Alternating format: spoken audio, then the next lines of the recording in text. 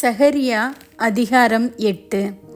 சேனைகளுடைய கர்த்தரின் வார்த்தை உண்டாகி அவர், நான் சீயோனுக்காக கடும் வைராக்கியம் கொண்டேன், அதற்காக மகா உக்கிரமான வைராக்கியம் கொண்டேன் என்று சேனைகளின் கர்த்தர் சொல்லுகிறார். நான் சீயோனிடத்தில் திரும்பி எருசலேமின் நடுவிலே வாசம் பண்ணுவேன். எருசலேம் சத்திய நகரம் என்றும் சேனைகளுடைய கர்த்தரின் பர்வதம் பரிசுத்த பர்வதம் என்றும் அழைக்கப்படும் என்று கர்த்தர் சொல்லுகிறார். திரும்பவும் எருசலேமின் வீதிகளில் முதிர் வயதினாலே தங்கள் கைகளில் கோலை பிடித்து நடக்கிற கிழவரும் கிழவிகளும் குடியிருப்பார்கள். நகரத்தின் தெருக்களிலே விளையாடுகிற ஆண் பிள்ளைகளும் பெண் பிள்ளைகளும் அதன் வீதிகளில் நிறைந்திருக்கும் என்று சேனைகளின் கர்த்தர் சொல்லுகிறார். சேனைகளின் கர்த்தர் சொல்லுகிறது என்னவென்றால், அது இந்த ஜனத்தில் மீதியானவர்களின் பார்வைக்கு இந்நாட்களில் ஆச்சரியமாயிருந்தாலும் என் பார்வைக்கும் ஆச்சரியமாயிருக்குமோ என்று சேனைகளின் கர்த்தர் சொல்லுகிறார். இதோ, கிழக்கு தேசத்திலும் தெற்கு தேசத்திலும் இருந்து என் ஜனங்களை நான் ரட்சித்து அவர்களை அழைத்து கொண்டு வருவேன். அவர்கள் எருசலேமின் நடுவிலே குடியிருப்பார்கள். அவர்கள் எனக்கு உண்மையும் நீதியுமான ஜனமாயிருப்பார்கள். நான் அவர்களுக்கு தேவனாயிருப்பேன் என்று சேனைகளின் கர்த்தர் சொல்லுகிறார்.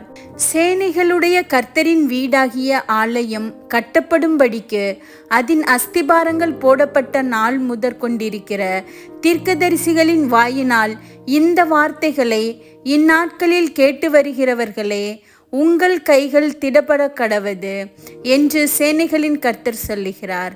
இந்நாட்களுக்கு முன்னே மனுஷனுடைய வேலையால் பலனும் இல்லை, மிருக ஜீவனுடைய வேலையால் பலனும் இல்லை.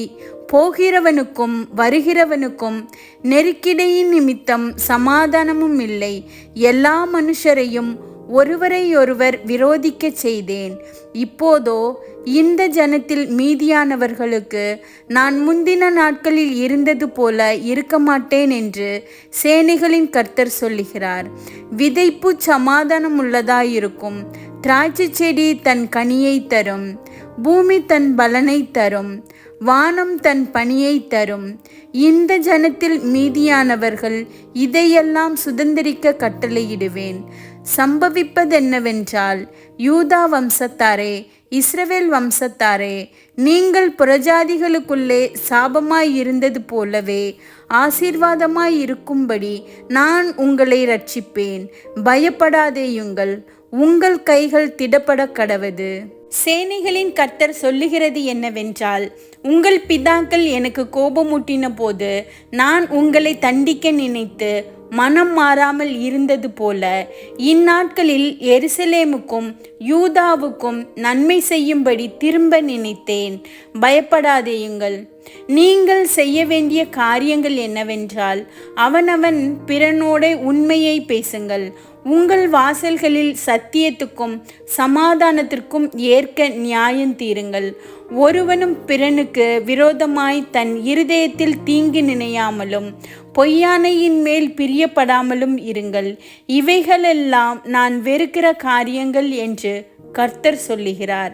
சேனைகளுடைய கர்த்தரின் வார்த்தை எனக்கு உண்டாகி அவர், 4ஆம் மாதத்தின் உபவாசமும் 5ஆம் மாதத்தின் உபவாசமும் 7ஆம் மாதத்தின் உபவாசமும் 10ஆம் மாதத்தின் உபவாசமும் யூதா வம்சத்தாருக்கு மகிழ்ச்சியாகவும் சந்தோஷமாகவும் நல்ல பண்டிகைகளாகவும் மாறிப்போகும்.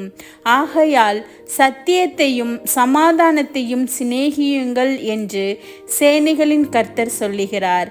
இன்னும் ஜனங்களும் அநேக பட்டணங்களின் குடிகளும் வருவார்கள் என்று சேனைகளின் கர்த்தர் சொல்லுகிறார். ஒரு பட்டணத்தின் குடிகள் மறுபட்டணத்தின் குடிகளிடத்தில் போய், நாம் கர்த்தருடைய சமூகத்தில் விண்ணப்பம் பண்ணவும் சேனைகளின் கர்த்தரை தேடவும் தீவிரித்து போவோம், வாருங்கள், நாங்களும் போவோம் என்று சொல்லுவார்கள். அநேக ஜனங்களும் பலத்த ஜாதிகளும் எருசலேமிலே சேனைகளின் கர்த்தரை தேடவும் கர்த்தருடைய சமூகத்தில் விண்ணப்பம் பண்ணவும் வருவார்கள். அந்நாட்களில் பலவித பாஷைக்காரராகிய புறஜாதியாரில் 10 மனுஷர் ஒரு யூதனுடைய வஸ்திரத் தொங்கலை பிடித்து கொண்டு, தேவன் உங்களோட இருக்கிறார் என்று கேள்விப்பட்டோம், ஆகையால் உங்களோட கூட போவோம் என்று சொல்லி அவனை பற்றி கொள்வார்கள் என்று சேனைகளின் கர்த்தர் சொல்லுகிறார்.